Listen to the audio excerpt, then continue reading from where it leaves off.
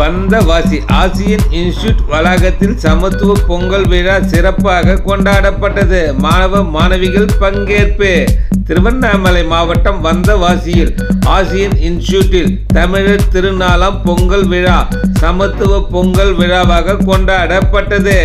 மாணவர்கள், இன்ஸ்டிடியூட் நிர்வாகிகள், பேராசிரியர்கள் உள்ளிட்டவர்கள் அங்காளம்மன் கோயில் அருகில் இருந்து மேல தாளத்துடன் கரும்புடன் ஊர்வலமாக வந்து கல்லூரி வளாகத்தில் புதுப்பானை வைத்து பொங்கலிட்டு சமத்துவ பொங்கல் விழா கொண்டாடினர். இதில் கயிறு இழுத்தல், பானை உடைத்தல் உள்பட பல்வேறு போட்டிகள் நடைபெற்றது.